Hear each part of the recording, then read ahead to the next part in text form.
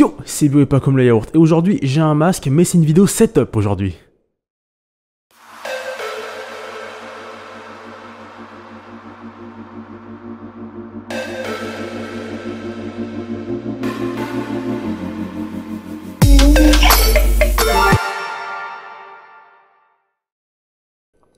Voici le HP Omen EK0133NF, un ordinateur assez cher que j'ai acheté pour remplacer le non présent ordinateur fixe que vous avez dû voir dans la vidéo setup 2020. Je vous le remets en fiche en haut à droite.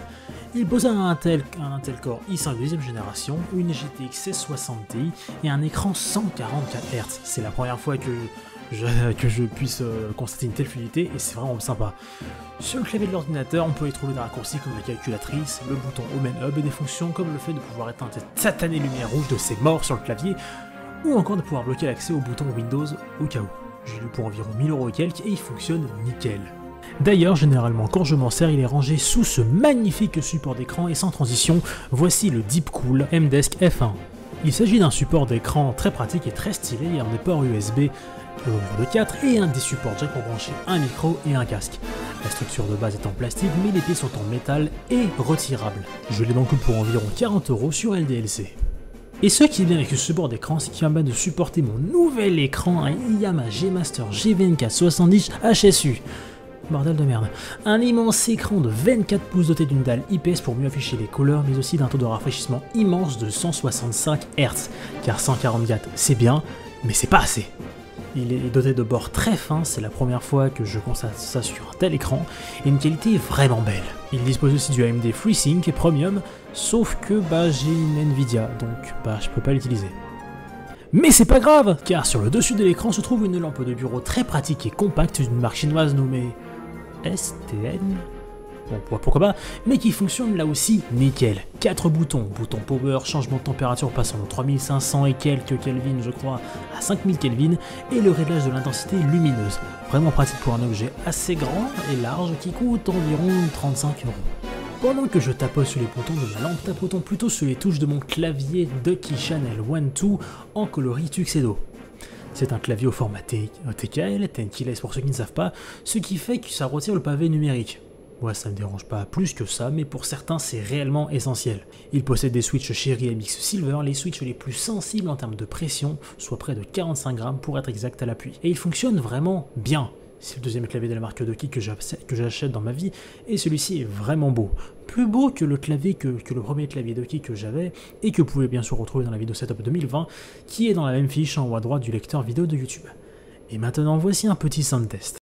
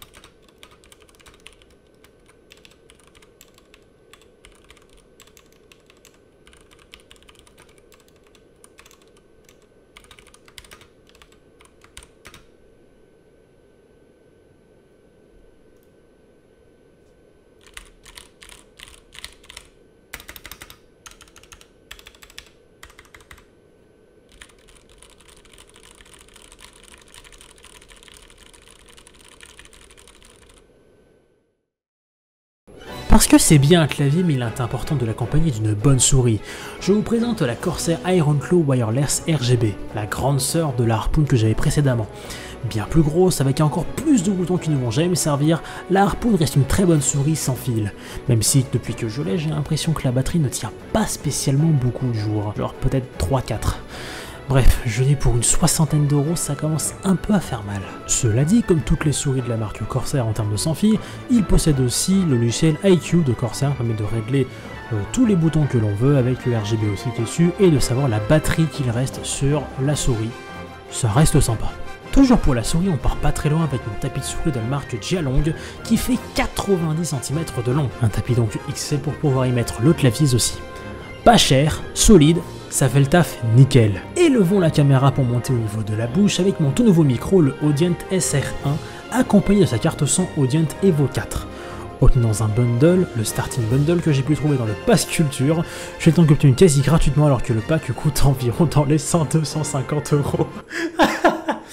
Il comprend le micro, la carte son, un casque de monitoring que je ne porte pas et une araignée pour pouvoir le fixer au bras du micro. C'est un micro qui est vraiment bon mais qui a besoin de pas mal de puissance pour pouvoir fonctionner. Et d'ailleurs ma voix est enregistrée avec ce micro et pratiquement sans retouche en post-prod. La carte son est très pratique puisqu'il possède 2 entrées XLR pour un micro et un instrument par exemple. Un port-casque, 2 ports au point de sortie haut-parleur, une roulette pour pouvoir régler le volume et un bouton pour configurer automatiquement le gain du micro. Et tout ça peut se faire sur ordinateur aussi, via le driver. Vous pouvez aller chercher suite des tests sur YouTube si vous voulez en savoir plus. Cette carte son qui est vraiment bien et que je recommande fortement. Tout proche du micro se trouve bien évidemment le bras de micro qui est le même que dans la vidéo setup 2020 etc. qui est toujours de la marque Vonix, sans référence exacte. Je l'ai acheté pour je sais plus combien, mais il fait suffisamment le taf. Et je fais encore le con à le bouger dans tous les sens, comme l'an dernier, ça bouge pas. De l'autre côté du bureau se trouve posé mon casque qui ne veut pas tenir fiche. On est donc sur un casque de marque AKG, le K361, qui est un casque pas si cher mais qui est si bien. Il y a pas mal de basses tout de même, mais le son est d'une superbe qualité. Juste derrière l'objectif télé de mon appareil photo se trouve la Vermedia Live Gamer Mini, un boîtier d'acquisition qui me sert pour enregistrer ma Wii et plus tard ma Switch. Il marche vraiment bien pour record en 1400p 30 fps et 120p 60 fps, mais en revanche, je déteste le logiciel qui l'utilise, soit Vermedia Rec Central, qui est nul, pourri. Du coup, je me rabats directement sur OBS pour afficher et jouer et montrer à mes amis directement sur Discord. Fonctionnant sur le même principe mais avec un prix bien moindre, voici le HDMI vidéo capture de n'importe quelle marque en fait. Celui-ci me sert à afficher le flux de mon appareil photo directement sur ordinateur et que je peux ensuite utiliser comme webcam. Il peut tout aussi fonctionner avec des consoles ou bien d'autres choses qui se connectent en HDMI. Cependant, attendez-vous à avoir une petite latence du genre 100 millisecondes, voire un peu plus, dépend des modèles. Ça y est, nous sommes pratiquement à la fin de cette vidéo setup, et nous terminons sur l'un des objets que j'ai le plus longtemps réclamé, et que j'ai enfin. Voici la Logitech C922 Pro. On enregistre en 80p 30 fps et en 720 60 fps, elle est super polyvalente, surtout avec l'aide de son logiciel Logitech Capture, permettant d'acheter du texte sur l'image, de la webcam, et de trucs vraiment pas mal qui pourraient presque aussi bien marcher qu'OBS tellement c'est riche en fonctionnalités. Mais n'abusons pas non plus. Voici l'interface de la Logitech Capture, un logiciel vraiment polyvalent et qui fonctionne comme je vous l'ai dit précédemment. On peut choisir la source, on peut mettre une autre source, par exemple genre un écran ou un logiciel quelconque. On peut acheter des effets, ou acheter du texte, par exemple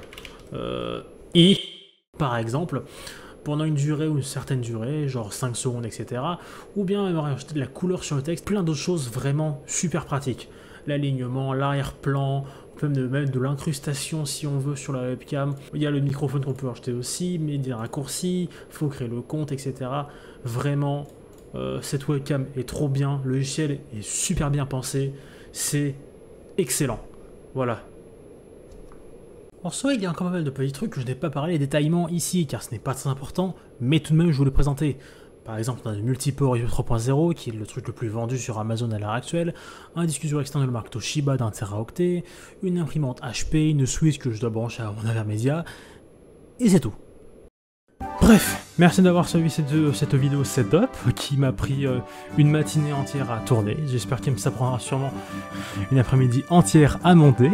En espérant que ça vous a plu, j'en ai aucune idée du résultat ni des rushs que j'ai tourné actuellement, si c'est bien ou pas, j'en sais rien. Je suis pas encore au courant des problèmes que j'ai fait durant la vidéo, mais je serai plus tard au montage. Donc si vous voyez des faux raccords, c'est parfaitement normal.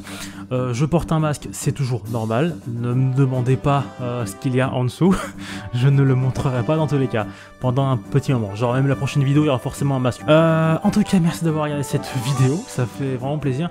N'oubliez pas de lâcher un like, de lâcher un commentaire, surtout de lâcher un vous abonner à la chaîne, c'est le plus important. C'était Bio, et n'oubliez pas de manger des yaourts bio. Allez, ciao tout le monde.